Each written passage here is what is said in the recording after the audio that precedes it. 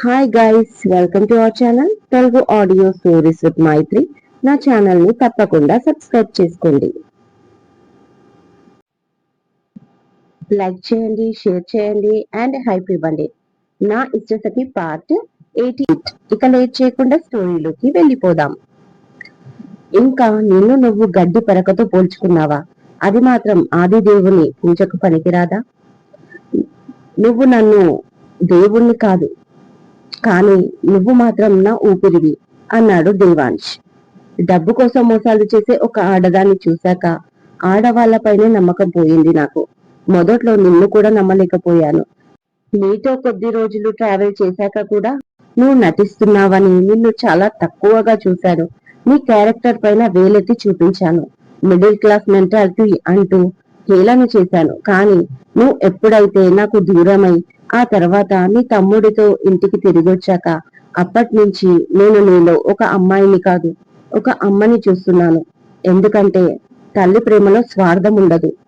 నువ్వు ఎవరిని అభిమానించినా అందులో అమాయకత్వం, మంచితనం, ఇష్టపడే తత్వం తప్ప నీ స్వలాభం ఉండదు. ఇషిక, నీకు తెలుసా, నీ గురించి అంజలిని నాశనం చేయాలన్న నా పగనే వదులుకున్నాను. ఎందుకంటే నువ్వు నాకు కావాలి. నేను నిన్ను ఎలా వదులుకుంటాననుకుంటున్నావు అని నవ్వుతూ అడిగాడు దేవాంశ్. అతని మాటలు సంతోషంగా వింటూ అతని ఎదపై తలదాచుకుంది ఇషిక. ఆమె కంట్లోంచి కన్నీళ్లు కార్చింది. అవి బాధతో వచ్చిన కన్నీళ్లు కాదు, సంతోషంతో వచ్చినవి. ఇక అతను కూడా రెండు చేతులతో ఆమెను చుట్టుకొని గట్టిగా అదుముకున్నాడు. కాసేపు అలా ఉన్నాక ఇక చాలు, మార్నింగ్ నుంచి నువ్వు ఏమీ తినలేదు, అందుకే జ్యూస్ తీసుకొచ్చాను, కొంచెం తాగు. మళ్ళీ టుమారో డే అంతా మీ తమ్ముడితో మాట్లాడుతూ గడపాలి. దానికోసమైనా నీకు ఎనర్జీ కావాలి కదా అంటూ తనకి కబుర్లు చెప్తూ జ్యూస్ తాగించి బెడ్ దగ్గరికి తీసుకురాగానే, ఇక నాకు నిద్ర రావడం లేదు, మీరు కాసేపు రెస్ట్ తీసుకోండి బెడ్ పైన, నేను కాసేపు మీ పక్కనే కూర్చుంటాను అంటుంది. దేవాంశ్ బెడ్ పై పడుకొని ఆమె చెయ్యి పట్టుకొని ఉన్నాడు. ఆమె కూడా అతని వైపు తిరిగి మాట్లాడుతూ కూర్చుంది. ఆ రోజు రాత్రి వాళ్ళకి నిద్ర లేకుండా ముచ్చట్లు గడిపేశారు అని ఈషిక ఆ రోజుని గుర్తుకు చేసుకుంటూ ఉండగా అక్క అన్న పిలుపుతో వాస్తవంలోకి వచ్చి పడింది. అంజలి, ఇంత నైట్ ఏంటి అడిగింది టైం చూస్తూ. అప్పటికే 11:45 అయిపోయింది. అది అక్క, అది హా రాకీని చూద్దామని వచ్చాను అంటుంది. వెంటనే ఈషిక ఆమెను చూస్తూ చిన్నగా స్మైల్ చేసి, నువ్వు నిజం చెప్పకున్నా పర్వాలేదు, కానీ అబద్ధం చెప్పకు అంజలి అంటుంది. అదేంటక్క, రాకీ నాకు తమ్ముడు కాదా అడిగింది అంజలి. నిజంగా నీకు ఇలాంటి ఆలోచన రావడం అనేది వండర్ అని చెప్పాలి. కాకపోతే నేను నమ్మేలా లేదు. తమ్ముడు అనే మాటే వండర్ కాదు, కానీ ఆ వర్డ్ కూడా నీ విషయంలో వండరే. విషయం ఏంటో పాయింట్కి రా అంటుంది ఈషిక. ఇక నమ్మేలా లేదు అని అంజలి మనసులో అనుకుంటూ రేపు మార్నింగ్ హాస్పిటల్ కి వెళ్ళాలి అంటుంది. సారీ అంజలి, ఇప్పట్లో అది జరగదు, నేను మా తమ్ముడిని చూసుకోవాలి అంది. మరి అప్పటి వరకు నేనేం చెయ్యాలి అని అంజలి అడిగితే, వైభవ్తో వెళ్ళు అంటుంది ఈషిక. నీకు తెలుసు కదా మా అత్తయ్య సంగతి, ఇక నువ్వు నన్ను రిస్క్ తీసుకోమంటే ఎలా అనగానే, ఇందులో రిస్క్ ఏముంది, నీవు ఒక్కదానివే కాదు, అతనికి కూడా బాధ్యత ఉండాలి. నీ కడుపులో బిడ్డ నీకు మాత్రమే కాదు, అతనికి కూడా బిడ్డే అని ఇషిక అనగానే, ఐ నో అక్క, బట్ ఆయనకు ఏ విషయం తెలియదు కదా అంటుంది అంజలి. ఇందులో తెలియడానికి ఏముంది, హాస్పిటల్ కి వెళ్తే అన్ని విషయాలు తెలుస్తాయి. ఎవరికైనా ఇది మొదటిసారి అనుభవం అవ్వాల్సిన విషయమే కదా. ఇంకా డాక్టర్ తో కూడా మాట్లాడమను. నీకు భర్తగా, బిడ్డకు తండ్రిగా అతనికి కూడా ఒక రెస్పాన్సిబిలిటీ ఉంటుంది అని ఇషిక అనగానే, ఓకే ఓకే, అట్లీస్ట్ ఫైల్ అన్న తెచ్చివు, నేను వైభవ్తో మాట్లాడతా అంటుంది ముభావంగా అంజలి. అవును కదా, అంజలి హెల్త్ ఫైల్ నా దగ్గరే ఉండిపోయింది, నేను కూడా మర్చిపోయాను అని ఇషిక మనసులో అనుకుంటూ, మిస్టర్ మిత్తల్ పడుకొని ఉంటారు, టుమారో ఎర్లీ మార్నింగ్ ఇచ్చేస్తాను అంటుంది ఇషిక. నో అక్క, నేను మర్చిపోతాను, ఇప్పుడే తెచ్చి ఇవ్వవా ప్లీజ్, ఏమనుకోకు అంటుంది అంజలి. ఇప్పటి వరకు రాకీని చూడ్డానికి రాలేదు, ఇప్పుడు అర్ధరాత్రి వచ్చి తనని రూమ్ నుంచి బయటికి పంపించేస్తుంది. తన ఉద్దేశం ఏంటో నాకు తెలియదు, బట్ నేను కూడా ఛాన్స్ తీసుకోలేను అని మనసులో అనుకుంటూ పక్కనే సోఫాలో పడుకున్న ఉమను నిద్రలేపి, ఆంటీ, నేను నా రూమ్ లోకి వెళ్తున్నాను, మీరు కాస్త రాకీని చూస్తూ ఉండండి, 2 నిమిషాల్లో వస్తాను అంటుంది ఈషిక. అలాగే ఇషిక అంటూ ఆమె లేచి కూర్చుంది. ఓ అబ్బో, ఇక్కడేమైనా బంగారు నిధులున్నాయా? మరీ టూ మచ్ చేస్తుంది ఈ ఈషిక అని మనసులో అనుకుంటూ డోర్ దగ్గర వెళ్లి నిలబడింది అంజలి. ఈషిక ఆమెను దాటుకొని బయటికి వెళ్తూ, ఆయన కూడా పడుకున్నారేమో, బాగా మిస్ అవుతున్నాను, ఒకసారి చూసినట్లు కూడా ఉంటుంది నాకు అని మనసులో అనుకుంటూ నవ్వుకుంటూ రూమ్ లోకి అడుగుపెట్టింది. కానీ ఇషిక అనుకున్నట్లుగా దేవాంశ్ బెడ్ పై పడుకొని కనిపించలేదు. ఎక్కడికి వెళ్ళాడు ఈయన అనుకుంటూ వాష్రూమ్ సైడ్ వెళ్ళింది. అక్కడ కూడా ఏమీ అలికిడి లేదు. దాంతో వార్డ్రోబ్ లో ఉన్న ఫైల్ తీసుకొని బాల్కనీ వైపు అడుగులు వేసింది. బాల్కనీ చైర్ లో కూర్చొని కళ్ళు మూసుకొని పడుకున్నాడు. సెంటర్ లో ఉన్న టీ టేబుల్ పైన కాళ్ళు పెట్టుకుని. అసలే ఆజానుబాహుడు. ఇంకా అతని పొడవైన కాళ్ళకి ఆ టేబుల్ చాలా చిన్నదైపోయింది. ఎంత మాత్రం బ్యాలెన్స్ తప్పినా అతని కాళ్ళు కింద పడిపోతుంది. నిద్ర లేపాలి అనుకుంటూ నవ్వుతూనే అతని దగ్గరికి వెళ్లి అతని తలపై చెయ్యి పెట్టి నిమిరింది. మెల్లిగా కళ్ళు తెరిచి చూశాడు దేవాంశ్. ఇషికానికి కనిపించగానే చిన్నగా స్మైల్ చేస్తుంది. 2 చేతులు చాచాడు. ఇంకా నిద్రపోలేదా అంటూ ఫైల్ పక్కనే పెట్టేసి అతని మెడ చుట్టూ చేతులు వేసి అతని పైన కూర్చుంది ఈషిక. లేదు, మరి మీరు అని అడిగాడు. చిన్న పని నుండి గదిలోకి వచ్చాను, మీరు బెడ్ పై కనిపించలేదు, ఏమైంది, నిద్ర రావట్లేదా అతని కళ్ళల్లోకి చూస్తూ అడిగింది ఈషిక. ఎలా వస్తుంది? నన్ను ఆకాశంలో చంద్రుని చేశావు, మరి నా వెన్నెల అయినా నువ్వు దూరంగా వెళ్ళిపోతే ఎలా? అందుకే నా రూమ్ చీకటైపోయింది అన్నాడు దేవాంశ్. అదెలా సాధ్యం? అసలు చంద్రుడిలోనే కదా వెన్నెల దాగి ఉంటుంది, సపరేట్ గా అసలు ఉండలేదు. కాకపోతే సమ్మర్ అయిపోయి వింటర్ సీజన్ వచ్చింది కదా, అప్పుడప్పుడు కొంచెం మబ్బులు కమ్మేస్తాయి ఆకాశంలో, అంతదానికి చీకటి అయిపోయింది అంటే ఎలా అని చమత్కారంగా ఈషిక కూడా అంటుంది. అంతే అంటారా అన్నాడు దేవాంశ్ అందంగా నవ్వుతూ ఆమె వైపు చూసి. ఇంకో విషయం తెలుసా మీకు? మీరు చాలా అందమైన వారు, నవ్వితే ఇంకా బాగుంటారు.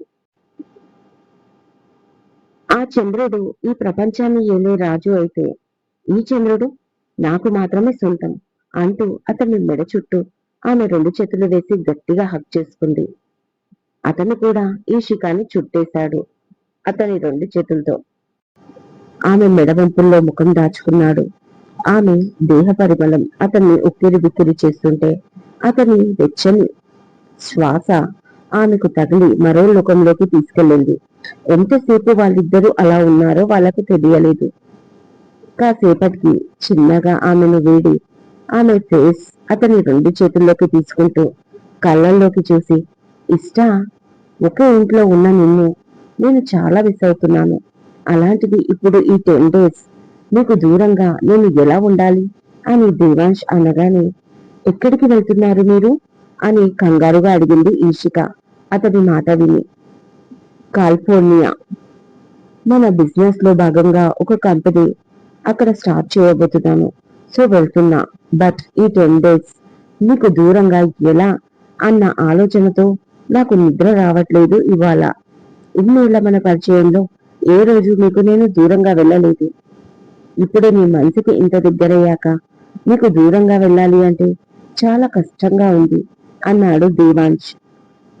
ఆ మాటతో ఆమెపై అతనికి ఉన్న ఇష్టం, ప్రేమ, అతను ఆమెని ఎంత మిస్ అవుతున్నాడు అనేవి అన్నీ తెలిసిపోతున్నాయి ఈషికకి. ఇక సంతోషంతో ఉక్కిరిబిక్కిరవుతూ నవ్వుతూనే, మరేం పర్వాలేదు, ఫోన్ ఉంది కదా, మాట్లాడుకుంటూ ఉందాం. అది కాక మన డైలీ రొటీన్ లో మీరు డైలీ ఆఫీస్ కి వెళ్తారు, నేను ఇంట్లోనే ఉంటాను, సేమ్ అలాగే డే గడిచిపోతుంది అనుకోండి. ఇక నైట్, అది కూడా గిల్లి గజ్జాలు గొడవలతోనే గడిచిపోతుంది. దానికోసం మనం ఫోన్ యూజ్ చేసుకుందాం, ఏ మాత్రం టైం దొరికినా గొడవ పడ్డానికి. కానీ మీరు మాత్రం దిగులు పడకండి అంటూ నవ్వుతుంది ఈషిక అతనికి నచ్చజెప్తూ. అదెలా పాసిబుల్ అవుతుంది ఇష్ట? ఇది వరకు అంటే ఒకరి మనసులో ఉన్న విషయం మరొకరికి తెలియదు, కానీ ఇప్పుడు అలా కాదు కదా అని దేవాంశ్ అనగానే, మరేం చేద్దాం ఇప్పుడు అని మురిపంగా అతన్ని చూస్తూ అడిగింది ఈషిక నవ్వుతూనే.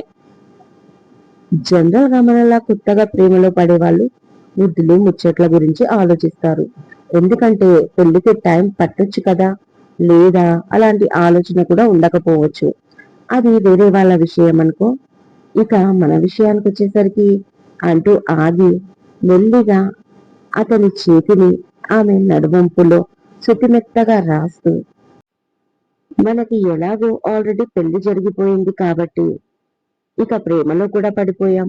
మరి ఈ టైంలో నెక్స్ట్ ఒకటే ప్రోగ్రాం.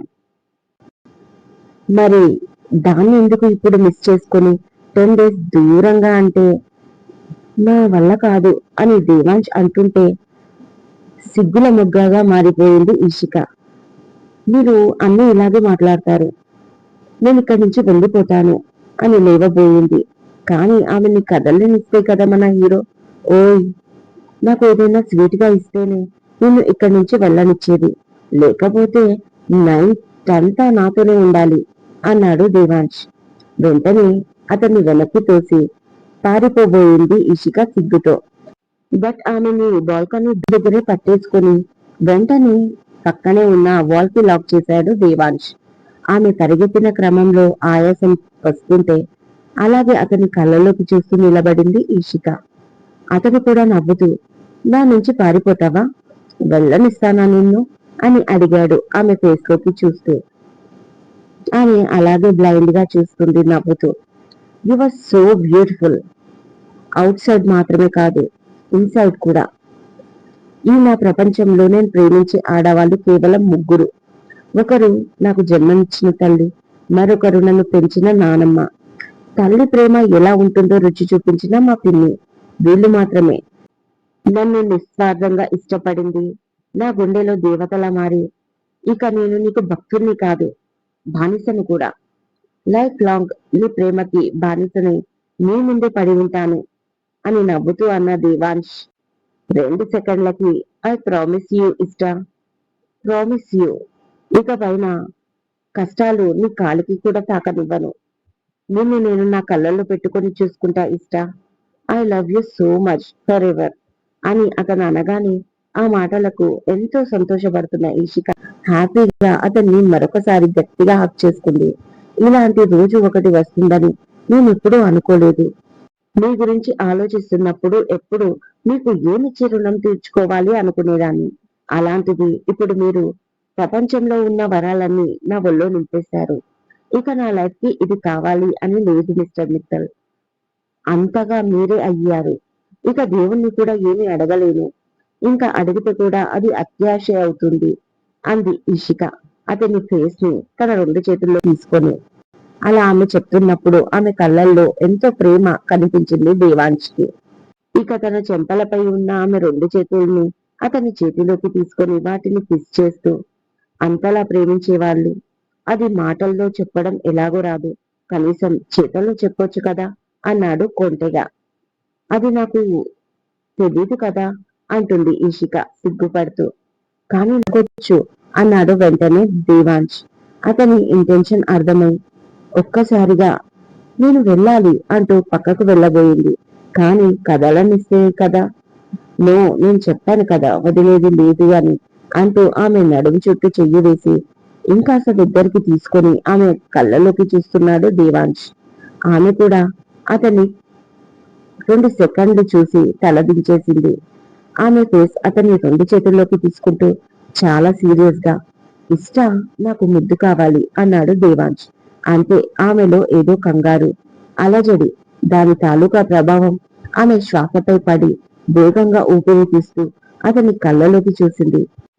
అతని కళ్ళు కూడా ఇంకా కొంటగా నవ్వున్నాయి. తన వంక అలాగే చూసిన ఇషిక ఇక వదిలేలా లేదు అని మౌనంగా నిలబడిపోయింది. ఆమె చెంపలు సిగ్గుతో కెంపులుగా మారాయి. అది అతనికి సమ్మతం అన్నట్లుగా తెలిపినట్లు అనిపించి ఇక వెంటనే ఊరించే పెదవుల వంక చూశాడు. లైట్ పింక్ షేడ్ లో ఉన్న అవి భయంతో అదురుతున్నాయి. ఇక వాటిని చూశాక ఆగలేకపోయాడు దేవాంశ్. బొటాన వేలితో కింది పెదవిని కాస్త కిందికి లాగి నెక్స్ట్ సెకండ్ అతని పెదాలతో ముడివేశాడు.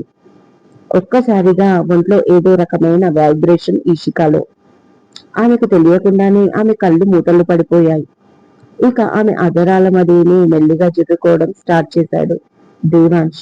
ఒక్కసారిగా ఆమె శరీరంలో బలం ఎవరో లాగేసుకున్నట్లుగా అయిపోయింది. అది కాక ఏదో తీయటి బాధ ఆమె శరీరంలో మొదలైపోయింది. ఇంకా చెప్పాలి అంటే ఇద్దరి పరిస్థితి ఒకేలా ఉంది.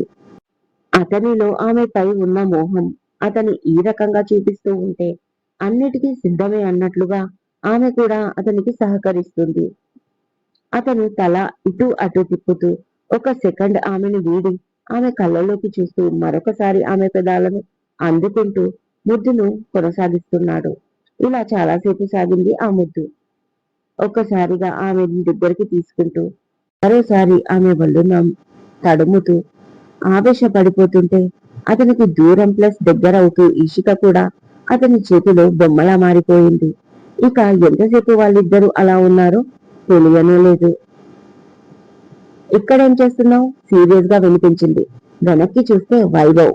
అబ్బా, ఈ వైభవ్ ఇక్కడికి వచ్చాడు, పడుకున్నాడు అనుకున్నాను అని అంజలి మనసులో అనుకుంటూ అది అది రాకి పడుకున్నాడా అని చూడ్డానికి వచ్చాను అని అబద్ధం చెప్పేసింది వెంటనే అంజలి. అంత ప్రేమనా సడన్ గా? ఎలా పుట్టుకొచ్చిందబ్బా వాడి మీద? నిజంగా నీకు అంత ప్రేమ ప్లస్ ఎఫెక్షన్ ఉంటే హాస్పిటల్ కి వెళ్ళి చూసేదానివి కదా. సర్జరీ అయ్యాక ఇన్ని రోజులకు రాకీ గుర్తుకొచ్చాడా నీకు అని వైభవ్ అనగానే, ప్లీజ్ వైభవ్, అది నా పర్సనల్ విషయం. అయినా నేను ప్రెగ్నెంట్ గా ఉన్నప్పుడు హాస్పిటల్ కి వెళ్ళకూడదు అంటుంది కోపంగా అంజలి కవర్ చేస్తూ. ఓ రియల్లీ? మరి నీ చెకప్ కి హాస్పిటల్ కి కాకుండా మసాజ్ సెంటర్ కి వెళ్తున్నావా నువ్వు అని అడిగాడు వైభవ్ అనవసరంగా. అనగానే, అదే చెప్తున్నా, అనవసరంగా నువ్వు కూడా ఓవర్ యాక్షన్ చెయ్యకు. పద రూమ్కి. అసలే నాకు చికాకుగా ఉంది. ఈ టైంలో ఇక నీ నుంచి సెంటిమెంటల్ డైలాగ్స్ వింటే నేను అసలు బేర్ చేయలేను అంటూ ఆమె చెయ్యి పట్టుకున్నాడు.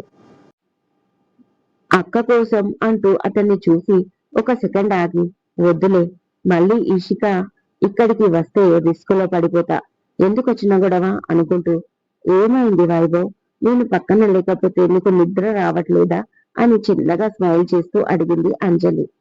అవును అంజలి, నువ్వు పక్కన ఉంటే నేను ప్రశాంతంగా నిద్రపోతా అని వైభవ్ అనగా, నేనంటే నీకు అంత ఇష్టమా అని అడిగింది రొమాంటిక్ గా అతని మెడపై చేత్తో రాస్తూ. ఎస్ మై డియర్, నువ్వు ఇలా నిద్ర లేకుండా రాత్రిలో లేచి తిరుగుతున్నావు కదా, అందుకే భయం అని గోముగ్గా చెప్పి వెంటనే ఎక్స్ప్రెషన్ మార్చి, మళ్ళీ ఏం పెంట చేస్తావో, అది కాక రాత్రిళ్ళు దయ్యాలే ఇలా తిరుగుతాయి అన్నాడు క్లియర్ గా. ఇక పిచ్చ కోపం వచ్చింది అంజలికి. ఇడియట్, ఈ మధ్య నా దగ్గరికి రావడమే మానేశాడు. ఏమైనా అంటే ప్రెగ్నెంట్ అంటున్నాడు. ఇంటిమెంట్ అవ్వడానికి అదొకటి అడ్డొచ్చింది. ఏ కాస్త లొంగినా ఒక ఆట ఆడుకునేదాన్ని ఆ పద్మజని, కానీ వీడు మాత్రం నా దగ్గరికి రావట్లేదు. అది చూసుకొని ఆవిడ గారు మెరిసి పడుతుంది. ఇంత గొప్ప అందగతి, పెద్ద మోడల్ ని, ఇంత అందం ఉండి కూడా ఈ వైభవం ముందు నేను ఓడిపోతున్నాను. అసలు కేర్ చేయట్లేదు వీడు నన్ను.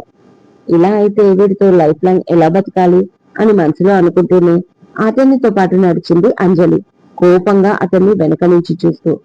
ఈ టైంలో ఎక్కడికి వెళ్లారు ఇద్దరు కోపంగా అడిగింది పద్మజ. ఈ రాక్షసి ఇంకా నిద్రపోలేదా అని మనసులో అనుకుంటూ, అది ఆంటీ డిన్నర్ అయ్యాక కాసేపు వాకింగ్ చేయాలి అన్నారు కదా మీరు, అందుకే హాల్లో వాకింగ్ చేస్తున్నాను కాసేపు అంటుంది అంజలి. ఏంటి జోకా? నువ్వు తిని 2 గంటల పైనే అయ్యింది, ఇప్పుడు ఆ వాకింగ్? ఇప్పుడు పడుకునే టైం కదా, ఏది రాదా టైం ప్రకారం నీకు అని ర్యాష్ గా అడిగి, కన్నా రేపు నువ్వు బ్యాంకాక్ వెళ్తున్నావు కదా, ప్యాకింగ్ చేసుకున్నావా అడిగింది పద్మజ వైభవ్ని. నో మమ్, ఈవినింగ్ కదా వెళ్ళేది, ఆఫ్టర్నూన్ వచ్చి చేసుకుంటాలే. ఇంతకి నువ్వు తిన్నావా అంటూ గాలిపోతూ అడిగాడు తల్లి భుజంపై తల పెట్టుకుని వైభవ్. ఏంటి, బ్యాంకాక్ వెళ్తున్నాడా? నాకు చెప్పనే లేదు అంటుంది అంజలి. ఇప్పుడు చెప్పాడు కదా, అయినా ప్రతిదీ నీకే ముందు చెప్పాలా అని కోపంగా అడిగి, ఇక పడుకో నాన్న, రేపు ఫ్లైట్ లో నీకు నిద్ర ఉంటుందో లేదో అంటూ వైభవ్ నుదుటిపైన ముద్దు పెట్టుకుని గుడ్ నైట్ చెప్పి వెళ్లిపోయింది పద్మజ. ఆమె అటు వెళ్ళగానే కోపంగా చూసింది అంజలి వైభవ్ ని. తన చూపుని ఎక్స్పెక్ట్ చేసిన వైభవ్ ఆమె వైపు చూడకుండా వాష్రూమ్ లోకి వెళ్ళిపోయాడు. ఇక కోపంగా బెడ్ పై కూర్చుంది పళ్ళు నూరుకుంటూ అంజలి. ఇక చాలు, నేను వెళ్తాను అంటుంది మెల్లిగా ఇషిక. అతను మాత్రం నో అని నవ్వుతున్నాడు. ఇలా నవ్వే కదా నన్ను మాయ చేస్తారు అంది ముక్కు పట్టి లాగుతూ అతని ఫేస్ లోకి చూస్తూ ఆమె. మరి మీరు చేస్తున్నారు నన్ను అని కళ్ళెగిరేసి అడిగాడు తల కింద 2 చేతులు పెట్టుకుని దేవాంశ్. అతను వెలుకులా పడుకుంటే అతని పైన ఆపోజిట్ పొజిషన్ లో అతన్ని అతుక్కొని పడుకుంది ఈషిక. ఇక దిగబోతూ పక్కన చూస్తే ఇక్కడ దూరంగా తన దుపట్టా పడి ఉంది. ఇక వెంటనే ఈషికాని వెళ్ళనివ్వకుండా గట్టిగా చేయి పట్టేసుకున్నాడు దేవాంశ్. ఇదండి ఇవాళటి ఎపిసోడ్. ఈ ఎపిసోడ్ మీకు నచ్చినట్టు అయితే నాకు కామెంట్ లో చెప్పండి. అలాగే లైక్ చేయండి, షేర్ చేయండి, హైప్ ఇవ్వండి, సబ్స్క్రైబ్ చేసుకోండి నా ఛానల్. మరొక మంచి ఎపిసోడ్ తో మీ ముందు ఉంటాను. మైత్రి.